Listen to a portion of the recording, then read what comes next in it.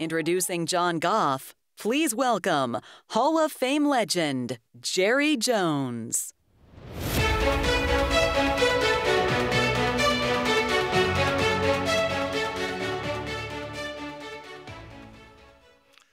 I don't know where John Goff comes from. I don't know where Mark Cuban comes from. Randall Stevenson. When I bought the Cowboys, the very first draft of players coming from college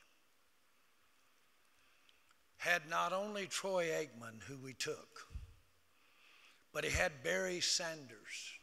It had Deion Sanders coming from college, and a litany of other what later to be proven out were great, great players and everything that goes with it.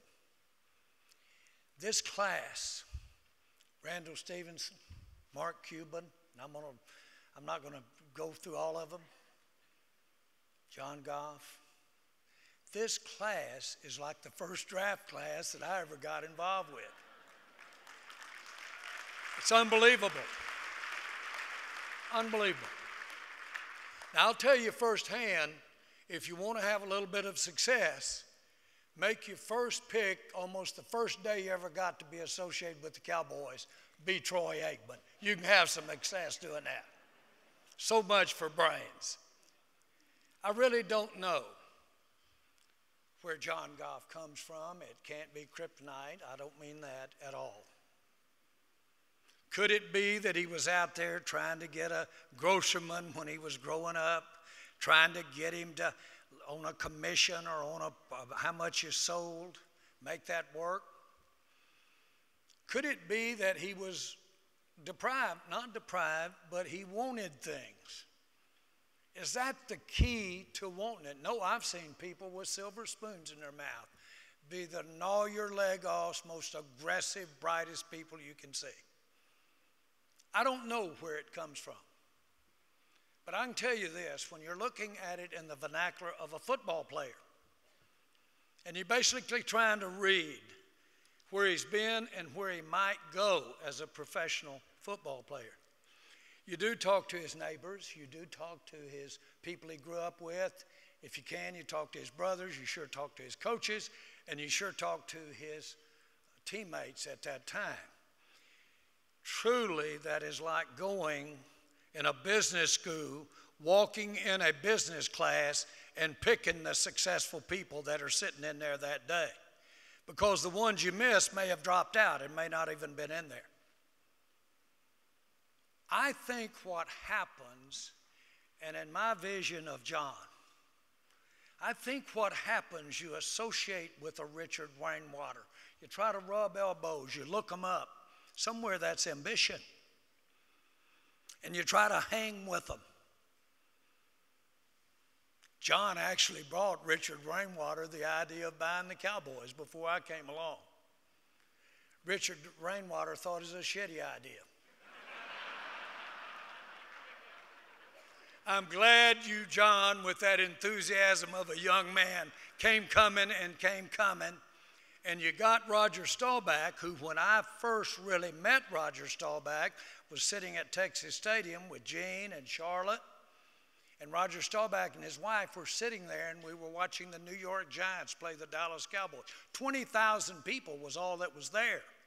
And it was rainy. And the owner of the Cowboys had Roger Staubach sit with me. And he was lower than a crippled cricket's ass. He was low. Because they were coming in on him. These were bad times in Dallas, Texas. John, I have always admired the way you injected the idea of taking companies and taking their need to maybe expand their real estate and advising them. Who thought of that? Everybody in real estate sold stuff. John's idea. You can go on and on. The thing I respect the most, there's not one discipline, there's not two disciplines. John shows up in many aspects, whether it be retailing, whether it be health, whether it be oil and gas, whether it be real estate. A lot of times when we're looking at a player, and it's a skill player, it's a receiver, it's a cornerback, and we try to say instincts, he's got instincts. Well, it's colloquial, just referred to as he doesn't find the ball just finds him. Well, we know there's a lot more to it than that. But the ball does find John.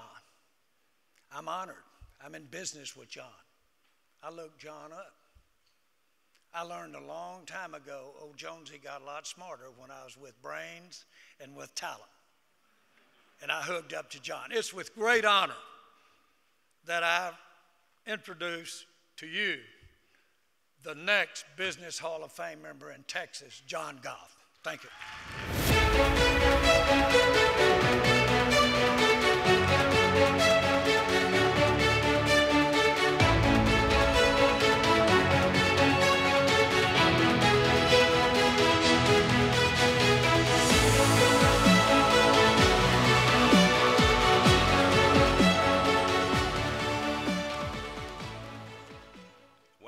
I just need cleats and a mouthpiece.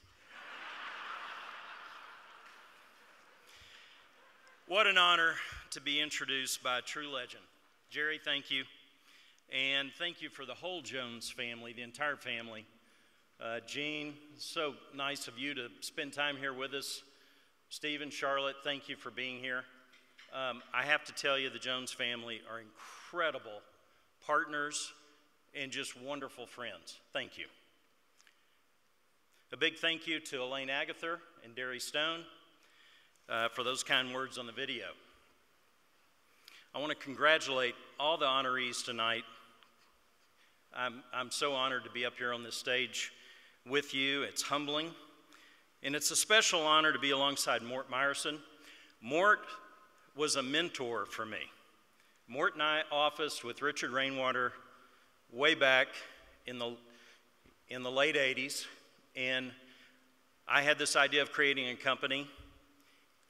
I didn't know what the heck I was doing.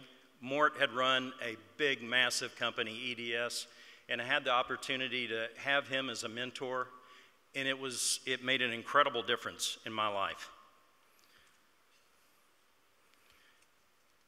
I'd also like to acknowledge my good friend and partner, Roger Staubach. It was an investment in Roger's company that really contributed greatly to the beginnings of my first company, Crescent.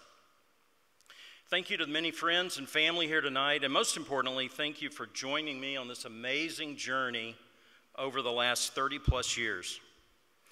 My greatest blessing in my life is my family. My beautiful wife, Cammie, I refer to as my secret weapon. She's the life of every business event, always supported, truly interested in everything I do, sometimes too interested. Always there to help me in tough decisions. And what's really amazing, she has a 1,000% batting average. She's always right.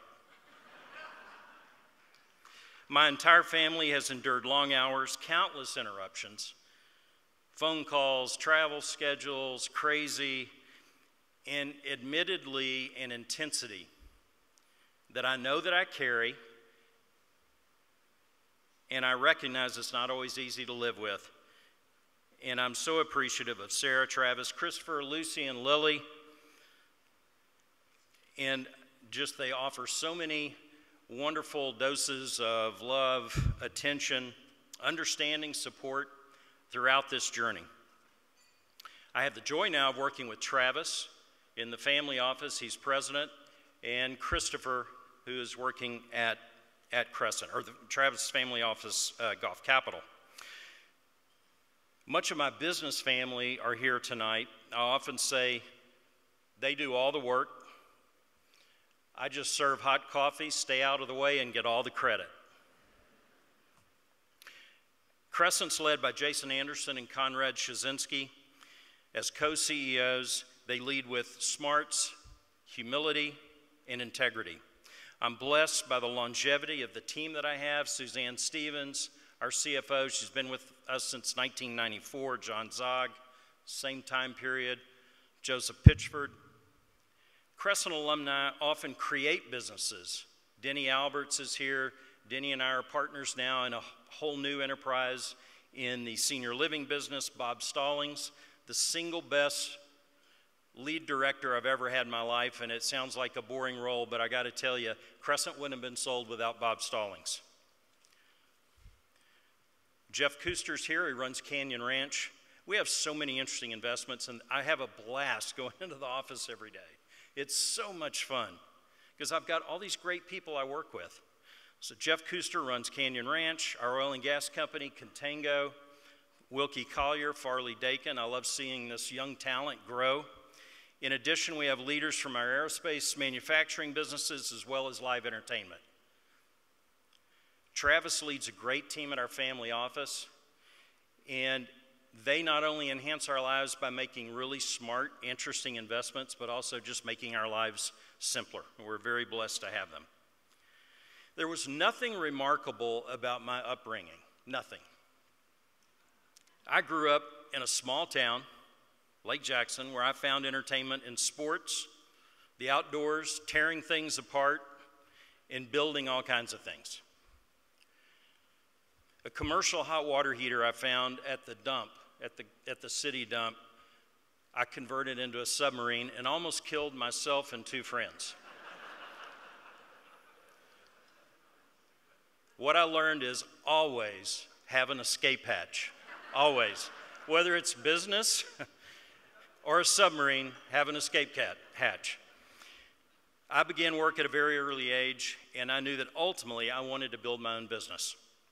My dad was born in Mexico to American parents and spent much of his early childhood on a banana plantation in Mexico until after the Mexican Revolution, when American military boats came in and took a lot of the young out, and he went to the 5th Ward in Houston, where he was raised by his older sisters.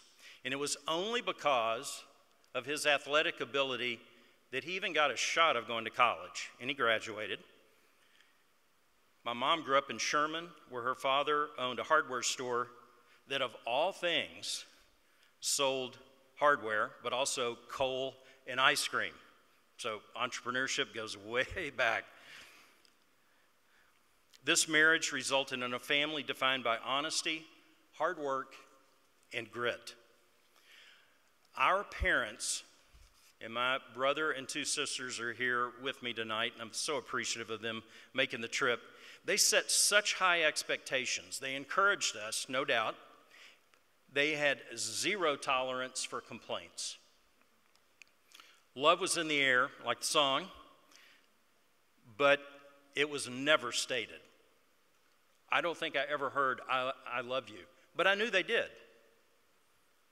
This was a very effective recipe that fed an intense independence among all 4 of us, as well as a dedication to hard work. At one point in my career, my brother and I both served as CEOs of New York Stock Exchange companies, both of us from this little town, Lake Jackson, Texas. I'm a product of a great public education, 100% public education. This was before it was contaminated by social agendas. I had a craving for math. I had a math teacher I will never forget in high school. I'm not going to say her name because somebody may be related. She was incredible. She fed me with this intense desire, and she really did, to want to further my knowledge about math, and she was an incredible teacher. But this was in the 70s, and the only thing was she had, and I'll never forget it, this hairdo. She had red hair, and her hair went for over a foot high. And she had the worst BO that I've ever smelt in my entire life. But she was an incredible teacher. But it was the 70s. I would not be standing here tonight if it were not for the late Richard Rainwater. Richard saw something in me that I just didn't see. When he asked me to join him after leaving the Bass family, I dove headfirst into the world of investing. There was no training program. There was no booklet or manual. It was a business version of a pickup basketball game like you saw in the video. Every day, you had no idea who was going to show up, and you just had to hang around the hoop and learn through osmosis. Richard required us to invest in our own ideas. I cashed in, I had no money. I cashed in my 401k, which was all I had, and I netted, after paying the tax, $14,000, and that's what I began as for my investment career. We will miss Richard. He was a true genius and just a wonderful friend and partner. Finally, there's not a day that goes by that I don't think about how blessed I am to live in this country where people have bravely fought and sacrificed for our freedom. That freedom enables us to have an idea, create a plan, get it funded, recruit a team, develop a culture, and through a lot of hard work, have a shot at creating a viable, sustainable business. Thank you, Meredith Walker and the Hall of Fame team. You've done a remarkable job for turning this into a beautiful night. Thank you all for your warm attendance.